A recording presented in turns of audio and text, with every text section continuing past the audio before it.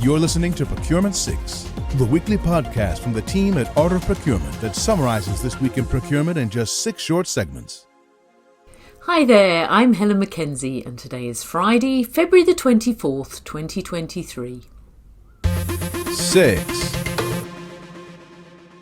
A recently published report by the United Nations has found that opportunities exist for procurement to make more of an impact on the important work on sustainability. The report found that the majority of the action procurement is taking is at the requirements and tender specification part of the process, but the report suggests we can do more at other stages. So my tip for you this week is to consider where else you could make an impact. Could you include sustainability KPIs into your contract so that you can measure performance once the supplier is in place? How do you make sure buyers select the most sustainable option? Could you use the tech you have in place to make this happen? Check out the full UN report for more ideas using the link in the show notes. 5. So, you've got your data, it's given you some insight. The question is, what shall I do next? It's a big challenge for everyone in procurement across all categories, particularly directs. In this week's podcast, Philip Ideson was joined by Leverdata CEO Keith Hartley. In the section I've chosen for you today, Keith clearly lays out how we should be thinking about adopting a data-driven approach. Our problem statement is huge that we're addressing at Leverdata. And if you think about it at the highest level, we're a data company. We help drive data insights, but just driving insights from data is relatively uninteresting. You have to be able to take action on those insights. You have to know what specifically in manufacturing at the part level, how to triage that situation, how to pay less for the same quality, how to have a supplier diversity initiative at the part level. And so manufacturing in and of itself has a real data problem. It's not just a big data problem, it's a big contextualized data problem. And what I mean by that is a lot of the data that is being produced in modern manufacturers is not being collected. And even if it's being collected, the manufacturers don't have the ability to contextualize that data, to turn 30 languages into one language so that they can see what's going on part by part, bill of material by BOM, so that they can make corrective decisions and get ahead of supply chain disruptions. So, as Keith tells us, the context for our data is key. You can listen to the whole conversation between Keith and Phil using the link to the podcast in this week's show notes. 4. Cybersecurity is such a big issue for procurement at the moment. Whether it's thinking about how we can structure our IT contracts to include measures to mitigate risk, or how we can safeguard the business from cyber attacks that start further down the supply chain, we need to be aware.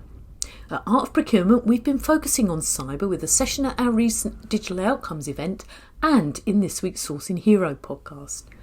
Sean Edgington, founder and CEO of Coverease, joined Kelly Barner to walk through cybersecurity risks.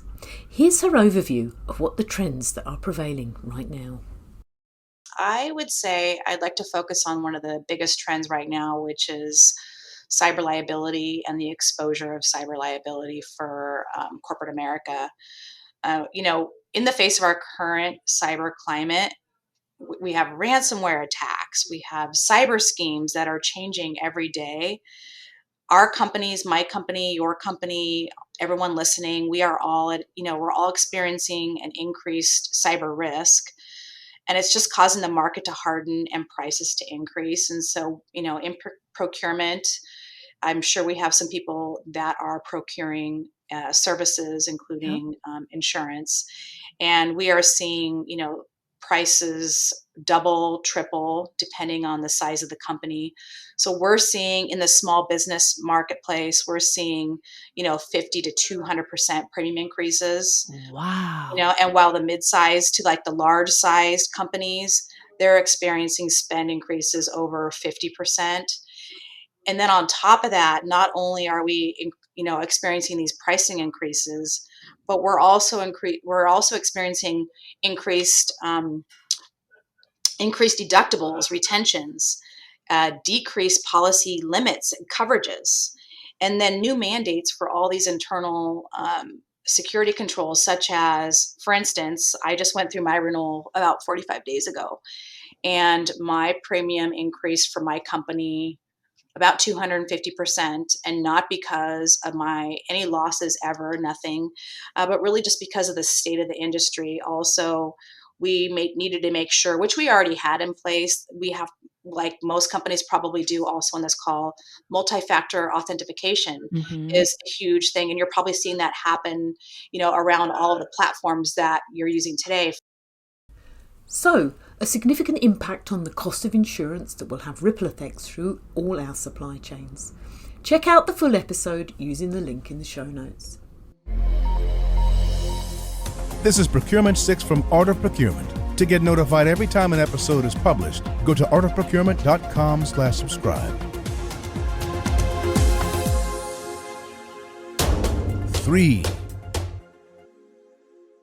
I saw an interesting post on LinkedIn this week from Anna McGovern, former Chief Supply Chain Officer of the New York Food Bank, who was asking whether procurement and supply chain people were making the switch from Twitter to Mastodon. While the responses were mixed, many people pointed to the fact that a lot of new platforms come and go. The debate even got onto ChatGPT.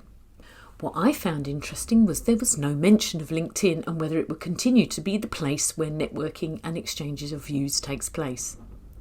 Perhaps that's going to be the social network that outlasts everyone else. What do you think? 2.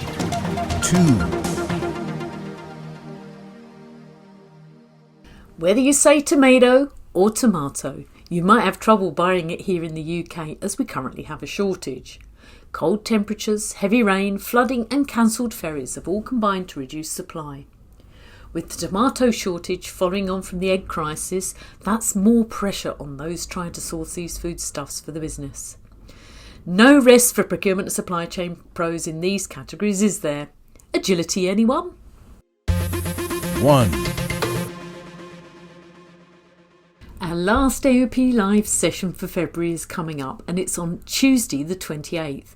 And it's with Yatan Anand, Principal and Procurement Leader at KPMG, and Michael Van Keulen, or MVK as he likes to be known, Chief Procurement Officer at Cooper.